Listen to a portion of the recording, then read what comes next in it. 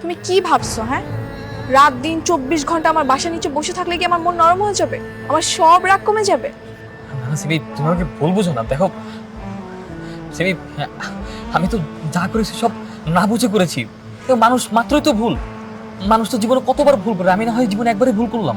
আমি তোমাকে কথা দিচ্ছি আমি আর কখনো ভুল করবো না সিমি। আমি তোমাকে প্রমিস করছি, আই সোয়ার।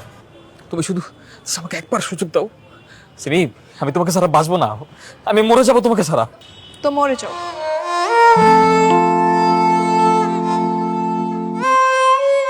শোনো, এক ফোঁটা লেবুর রসের কারণে যেমন এক গ্লাস দুধ নষ্ট হয়ে যায়, তেমনি শত বছরের সম্পর্কও ছোট্ট একটা ভুলের কারণে নিঃশেষ হয়ে যায়। আর তোমার জন্য আমার মনে এখন আর কোনো ভালোবাসা নেই। আমি তোমাকে ঘৃণা করি। সিমি, সিমি না সিমি, এভাবে বললে হবে না সিমি। আমি জানি, আমি জানি তুমি আমার ভালোবাসো, তুমি যতই মুখে বলো না কেন। সিমি, তোমার আর আমার ভালোবাসার খাতিরে প্লিজ শেষবারের মতো আমাকে একটা সুযোগ দাও। সুযোগ?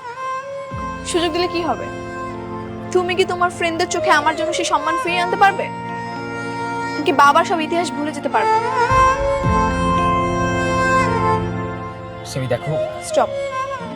আমি তোমাকে লাস্টবারের মতো ওয়ার্নিং করছি। নেক্সট টাইম যদি তুমি আমার বাসা নিচে আসো,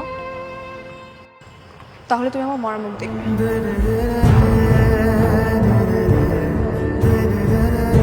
আর তুমি না আমাকে ভালোবাসো, তাহলে তুমি আমার সুখের জন্য তোমার এই মুখটা আর কখনো দেখাবে না।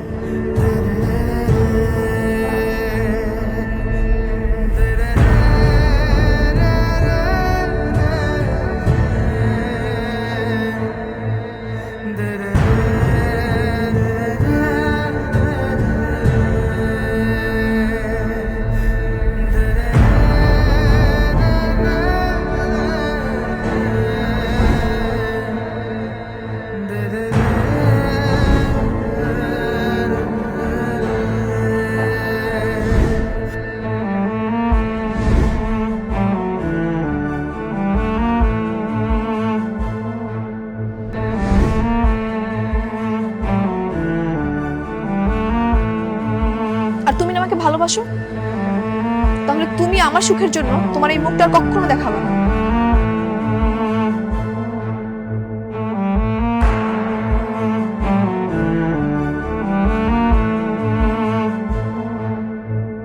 আপু, যদি ভুলতেই না পারো তাহলে ব্রেকআপ করলে কেন?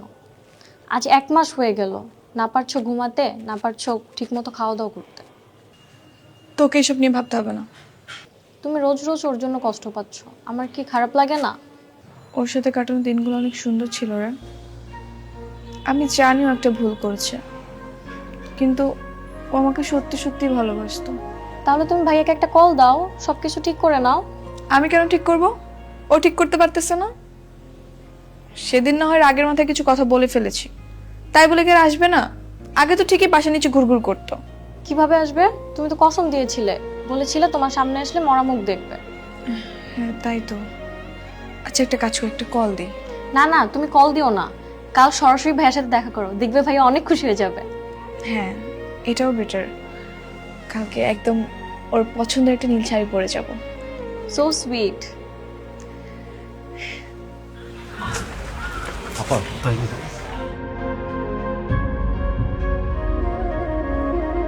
এটা হৃদ্যদের বাসা না? জি।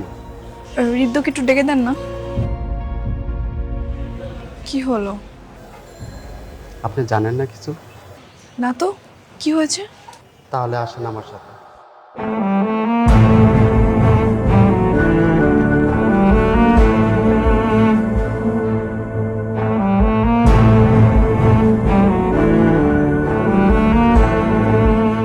এটা হৃদ্য ভাইয়ের খবর।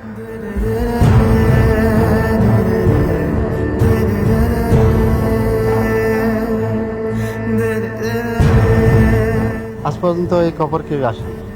হৃদ্য ভাই মারা যাওয়ার আগে একটা চিঠি দিয়ে গেছিল, বলছিল সিমি নামে যদি কেউ আসে তাকে চিঠি দিন।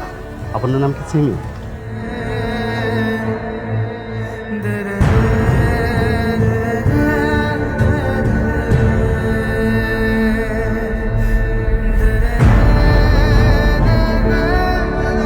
জানি না এই চিঠিটা তোমার হাতে পৌঁছাবে কিনা। যদি পৌঁছায় তাহলে শেষবারের মতো আরেকবার ক্ষমা চেয়ে নিচ্ছি। আমি ভুল করেছিলাম, তাই ভুলের মাসুলের পথ হিসাবে এটাকে বেছে নিচ্ছি। ক্ষমা করে দিও প্রিয়। তোমার মুখ না দেখে থাকতে পারাটা যে আমার জন্য আরো যন্ত্রণার, তাই সেই তিলে তিলে যন্ত্রণা ভোগ করাচ্ছি, একেবারে নিজেকে শেষ করে দিলাম। ভালো থেকো, উপরে দেখা হবে।